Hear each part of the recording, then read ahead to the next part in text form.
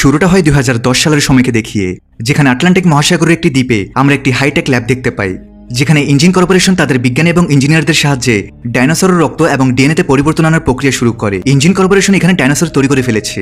তারা চায় যে ডাইনোসররা এই পরিবেশ এবং এই সময়ের নিজেদের মানিয়ে নিক, যার জন্য তারা ক্রমাগত এক্সপেরিমেন্ট করতে থাকে।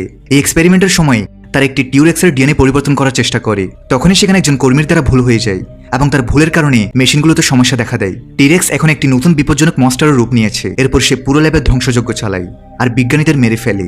17 বছর পর আমরা মার্টিন নামের এক লোককে দেখি। সে একটি অনেক বড় ফার্মাসিউটিক্যাল কোম্পানিতে হাই লেভেল এক্সিকিউটিভ। এই কোম্পানি বিশ্বের সবচেয়ে মারাত্মক রোগের চিকিৎসা খোঁজার জন্য বিখ্যাত। এই জন্য এই কোম্পানি একটি নতুন মিশন শুরু করে। এখন কোম্পানি যখন এই বিষয়ে গভীরভাবে গবেষণা করে, পাকারজেনিক্স বিশ্বাস করে 3টি ভিন্ন প্রজাতির ডাইনোসরের রক্ত নিয়ে আসা, যার মধ্যে একটি সমতল ভূমিতে চলাচল করে, দ্বিতীয়টি পানিতে থাকে এবং তৃতীয়টি বাতাসে উড়ে।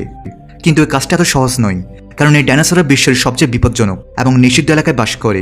মার্টিন জানে যে এই মিশন সে একা করতে পারবে না, তাই সে কিছু বিশেষজ্ঞের একটি দল গঠনের সিদ্ধান্ত নেয়। এই কারণে সে প্রথমে জোরারের সাথে দেখা করে, কিন্তু মার্টিন আরও একজনকে তার দলে অন্তর্ভুক্ত করতে চায়, আর সে হলো ডক্টর হেনরি। কিন্তু এত বড় মিশনের জন্য 3 জন যথেষ্ট নয়, তাই জোরা তার আরও 2জন সঙ্গীর সাথে মার্টিনের পরিচয় করিয়ে দেয়। এদের মধ্যে একজন ফাইটার ববি এবং অন্যজন নেভিগেটর ডাঙ্কান। মার্টিন এই 2জনকে পুরো মিশনের বিস্তারিত জানায়, তখন তাকে পরিষ্কার করে দেয় যে এই সবকিছু সম্পূর্ণ আনঅফিসিয়াল ভাবে হবে, অর্থাৎ এটি একটি সিক্রেট অপারেশন। এবং এখন এই পুরো দলে 5 জন সদস্য হয়েছে। ডাঙ্কানের কাছে তার বোট আছে, কিন্তু তার আরও 2 সঙ্গীকে ডেকে নেই, যাদের মধ্যে একজন মেয়ে এবং অন্যজন একজন অভিজ্ঞ নাবিক। আর এখন এই 7 জন সে দ্বীপের দিকে এগিয়ে চলে।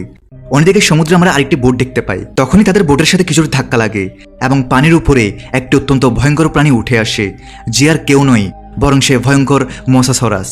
মোসাসরাস তাদের বোটটি উল্টে দেয়। তারা দ্রুত সাঁতরে তাদের বোটের উপরে আশ্রয় নেয় এবং রেডিওর মাধ্যমে সাহায্যের জন্য মেসেজ দেয়। কিন্তু যখন সে এই কথাটা মার্টিনকে জানায়, তখন মার্টিন বলে যে আগে আমাদের ডাইনোসর রক্তের নমুনা নিতে হবে। কিন্তু ডাঙ্কান বলে যে তাদের সাহায্যের প্রয়োজন আছে। দ্রুত তারা সেখানে পৌঁছে যায় এবং তারা 4 জনই এদের বোটে চলে আসে। তারা জানায় যে সমুদ্রের নিচ থেকে অনেক বড় একটি প্রাণী বেরিয়ে এসেছে। মার্টিন বুঝে যায় যে ওটা মোসাসরাস, এবং হঠাৎ করে অনেকগুলো মোসাসরাস তাদের বোটের খুব কাছে চলে আসে। তাই দলের সব সদস্য এই সুযোগের সদ্ব্যবহার করার জন্য প্রস্তুত হয়ে যায়। ডক্টর হেনরি আগে থেকেই একটি বিশেষ পরিকল্পনা করে রেখেছে। এখন যেই মোসাসরাস বোটের কাছে আসে, জোরা দ্রুত বন্দুকের কন্টেনারটি ফায়ার করে, আর কন্টেনারটি ডাইনোসরের শরীরে ঢুকে যায় আর রক্ত সংগ্রহ করে প্যারাশুটের সাহায্যে বাতাসে ভাসতে ভাসতে নিচে আসে। দলের সদস্য সেটিকে ধরে ফেলে